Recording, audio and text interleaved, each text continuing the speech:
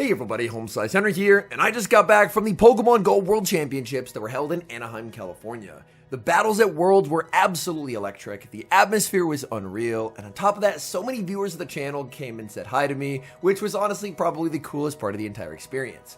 Once the World Championships had concluded, the attendees who were there got early access to Eternatus. Eternatus is a poison and dragon type Pokemon with the moveset of Dragon Tail, Sludge Bomb, and its new move Dynamax Cannon, which is a dragon type clone of the move Drill Run. So without further ado, let's hop into the matches, and let's see what Eternatus can do in the Open Ultra League. Bad lead in the first match, Corviknight into Skeleturge, I save switch into Malamar, and that's going to be answered with Guzzlord.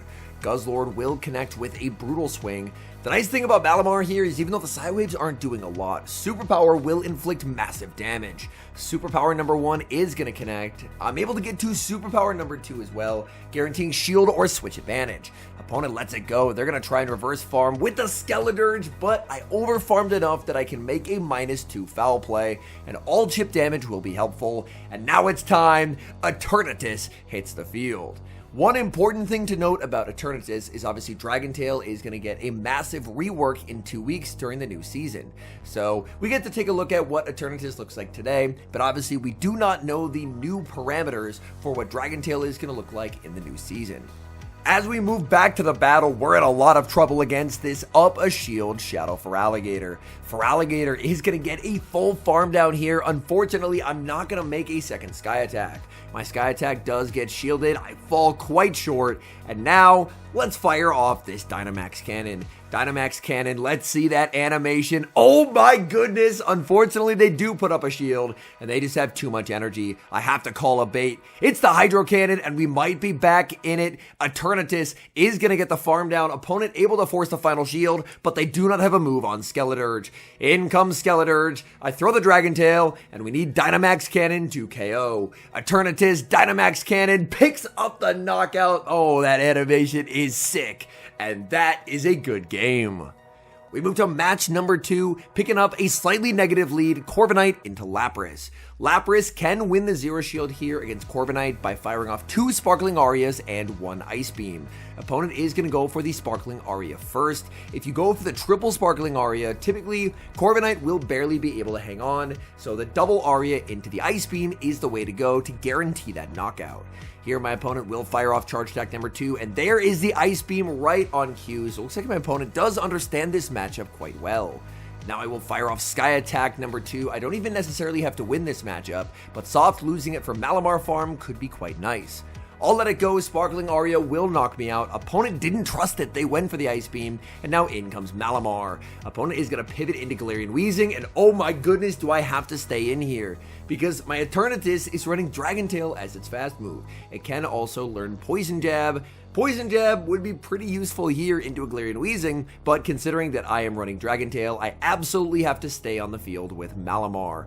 Malamar shields the first Sludge, no shields the second. It ends up being a Brutal Swing. My goodness, this Malamar is actually making quick work of this Galarian Weezing. Foul Play does get shielded. I get Foul Play number 2 on a Captai, but honestly, this feels pretty fine because I just want to guarantee that I can get rid of the Weezing, and then hopefully Eternatus can win the ones versus whatever is in the back.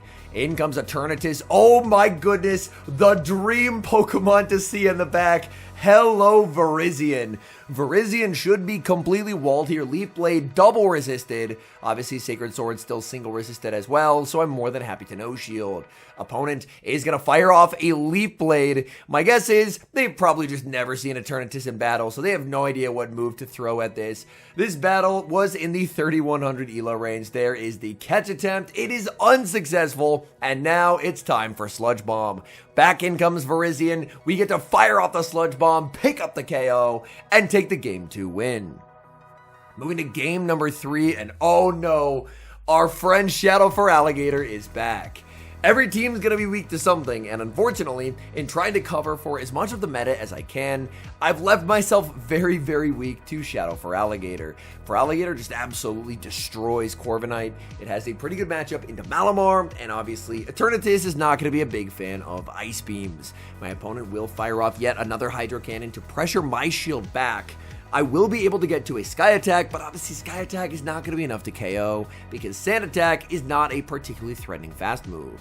Opponent will look to double up. I switch into the Malamar, looking for the snipe down, but they get the back-to-back on 1 HP. That's so bad because they can now save that move for later and bring in Credilli. So that's a misplay on my part. I should have switched in one Sand Attack earlier because the extra damage from it being a Psy Wave as opposed to being a Sand Attack would have meant that my opponent would not have gotten that double up. So that is quite unfortunate. I think that my Malamar should have play into what's in the back, but obviously I know that they have a loaded Hydro as well. So here I will shield and actually catch onto the Corviknight because I'm expecting that Malamar can put in some work. So I'm going to bring in the Malamar, fire off the foul play. Even a foul play should come pretty close to knocking out here. Opponent barely hangs on. In the back is Jellicent, and we do not get hexed down. Malamar on 1 HP gets the foul play, and now in comes Eternatus. No shields to hide behind. This means a Shadow Ball is guaranteed to land. I have to hope that the Shadow Ball plus the Hydro Cannon will not be enough to knock out, but unfortunately, this is just too much damage taken. I'm absolutely in Hydro Cannon range. Dynamax Cannon picks up the KO, but there is that Feraligatr. The moment I saw the Feraligatr lead, I knew I was in trouble, and unfortunately, if I had switched one Psy Wave sooner, that game could have been a win. We get a great lead in the next match, Corviknight into Regidrago. Initially, I was thinking of the Shadow Scizor plus Eternatus pairing, but Firestar actually recommended Corviknight because Corviknight obviously has the Mud Slap resist as well. Speaking of Scizor, there it is. Opponent bangs so much Regidrago energy, sends out the Scizor. Scizor not going to have a fun time against Corviknight. Corviknight does very, very well here. Being able to resist Bullet Punch and just survive Night Slash is so much easier than it could in the Great League. Means that Corviknight is actually really, really great here. Sky Attack is going to get the shield, and now I switch into the Malamar. This will force my opponent to switch out. They can't stay in because I'll outpace and knock them out with a superpower. In comes Regidrago. I go for the superpower anyway because this is the move I want to go for as they connect with Dragon Energy. That removes almost my entire health bar, but I have an Eternatus and 2 shields, so what could go wrong? They are very low on the Regidrago. I'll take the farm on Corviknight. Corviknight is going to be met with Unova Stunfisk, and I'm very happy that I'm up 2 shields right now because I'm going to absolutely need them. Mud Bomb would hit for big damage, so I will put up a shield. There's the switch into Scizor, and this Night Slash is only neutral, so I'm going to save the shield for the super effective Mud Bomb.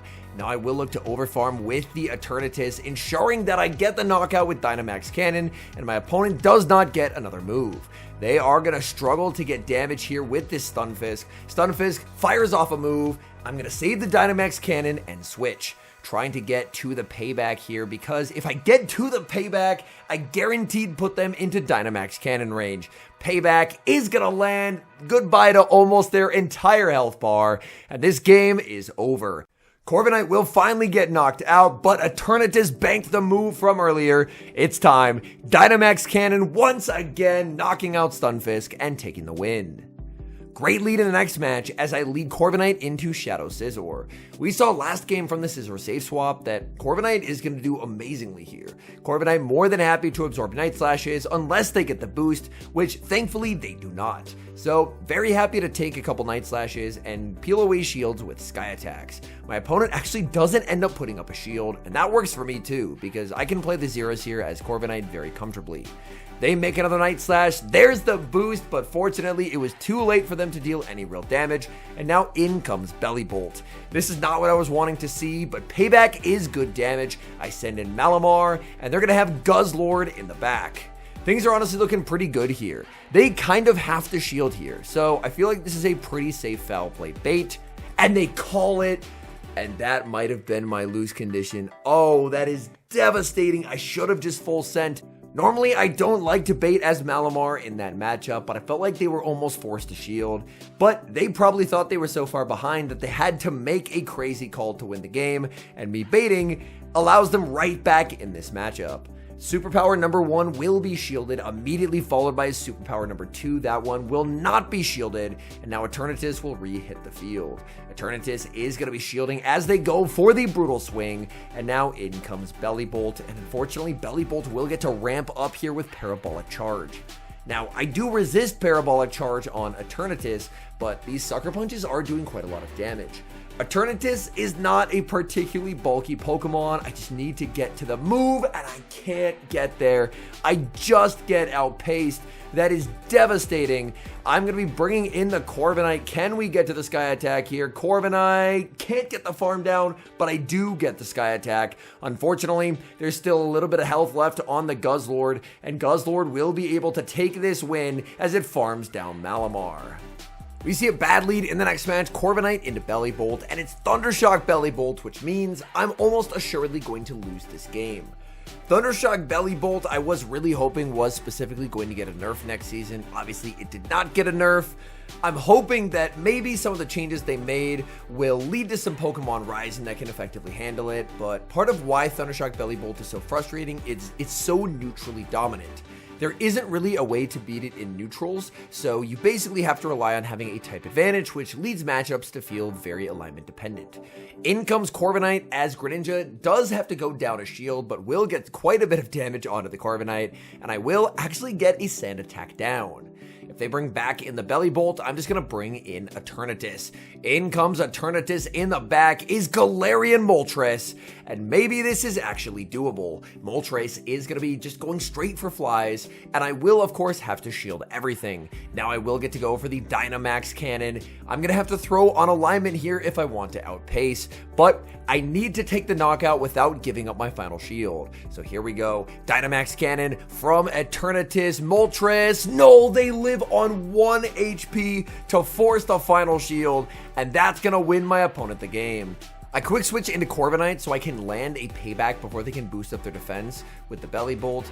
So even though that's really nice damage, it's just not going to be enough because they get to go for a Parabolic Charge, fully farm me down, and they'll be able to take the win as Eternatus just doesn't have the bulk or the health remaining to win this game. So unfortunately, we are going to lose back-to-back games.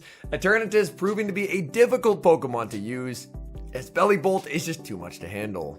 We see a familiar lead in the next match, Corviknight into Lapras. Again, Lapras will want to land at least one Ice Beam in this matchup so it can guarantee the zeros. As before, I'm pretty okay with just letting myself get knocked out here by the Lapras, as long as I can get them low enough that I can Psywave down with Malamar. My opponent here did go for the Ice Beam first. Honestly, I like that because landing that means that they now can just go straight Sparkling Aria.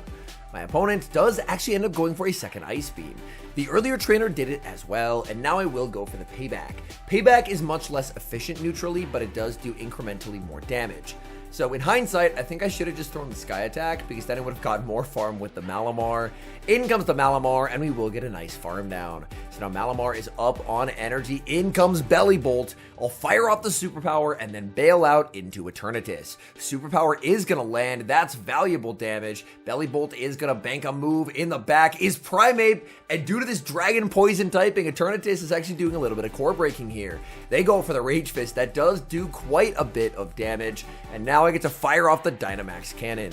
Here's where the slow pacing on Eternatus can be unfortunate. My opponent throws instantly there, so I do get 2 free turns instead of 1, but I can't blame them for not knowing the pacing on Eternatus, considering this Pokemon has only been released to a small handful of people. Dynamax Cannon number 2 does get shielded. In comes Belly Bolt. There's going to be the switch into the Malamar. Malamar going to be hit with a Parabolic Charge, but Parabolic Charge not really an issue here. They get to a second Parabolic, and guess what? It's still not knocking out. XL Malamar too bulky, even though they are 2 stages buffed, it's just not going to matter because Foul Play will still pick up the knockout. In comes Primeape. I could have shielded and taken the win with Malamar, but this is the Eternatus feature, so we no shield, farm down with the Dragon Tail, and take the win. Hopping into the final match, we've got an unbelievably good lead, Corviknight into Shadow Golurk, and the Shadow Golurk is staying in this matchup. I'm just going for the kill shot here, full sending the payback, but they do end up respecting it. Honestly, I can't blame them. Even a neutral Sky Attack would do so much damage. They are going to go for the Shadow Punch. If they Dynamic, I don't think I hang on here, but if they Shadow Punch, I should survive. It is going to be the Shadow Punch, and that means that I will get to a move. In comes Moltres. They're trying to catch a payback, but I will hold on to my energy, and now just bring in Eternatus. Eternatus will have to shield absolutely everything. I don't know if I mentioned this earlier because I'm recording this very, very late at night, but Eternatus basically has very similar stats to non-Shadow Dragonite. In comes Golurk. Golurk going to be under threat from a Dynamax cannon. They decide to let it go. That's going to be a one-hit knockout. In the back is Shadow Drapion, and they are not farming down Eternatus. Eternatus will be putting up the shield so that way I can fire off the Dynamax cannon. This will guarantee the final shield. My opponent should expect me to combo with the Corviknight, so I just stay in. They under-tap the move, anticipating that snipe with the Corviknight, but I stay on the field, and by getting that read right, now I'm guaranteed to land this Sky Attack. Sky Attack will land, and that's just too much damage. In comes Malamar. We're going to tank a Crunch incredibly comfortably. Drapion Crunch. They actually zero bubble it, realizing the game is over. We farm down, and we're able to take the win. And now some final thoughts on Eternatus. I do think Eternatus' strongest league will probably end up being the Master League. It has a truly massive stat product, so in a league where it's able to fully max out to level 50, that's definitely something to look into. Currently, Eternatus does suffer from pacing problems. Obviously, 5 Dragon Tails to a Dynamax cannon does end up feeling a little bit slow. Obviously, Dragon Tail, a very solid move, but in a meta where a lot of the time the goal is just to try and outpace your opponents, being 15 turns consistently to a move ends up feeling quite slow. But we know that's not always going to be the case because of the rework to Dragon Tail that is arriving in just under 2 weeks. Actually, it might be almost exactly 2 weeks at this point, and that is that Dragon Tail is going to be dealing less damage next season, but generating more energy. We don't know the exact values on how much energy it's going to be generating. My guess would be it'll end up being an Ice Shard clone, but obviously it could end up being better than that. So we'll kind of have to revisit Eternatus for the Ultra League, and if I'm somehow able to get all the XLs needed for the Master League, because it sounds like the raids, at least in Anaheim, were dropping a ton of XLs, but my goodness, it has a truly insane power-up cost, so I don't know if I'll ever finish it for the Master League, but if I do, then I do want to try it out and see how it can do. I do think that losing to the 2 best Master League Pokemon, Shadow Rhyperior and Zacian, means that it may not have a massive amount of play currently, but it has really big stats, and having really big stats is never a bad thing in the Master League. But specifically for the Ultra League, I do want to mention here, Ultra League definitely more of a mon for fun. I don't think it's a serious climbing mon by any means. Any competitive viability, as I mentioned, we're looking at Masters. Anyways, thank you guys so much for watching. If you enjoy watching content like this, please do consider leaving a like on the video and subscribe to the channel if you haven't. And a special thank you as always to our channel members here on YouTube. The support you guys provide is genuinely so appreciated. So thank you guys oh so very much. And until next time, I've been HomeSliceHenry.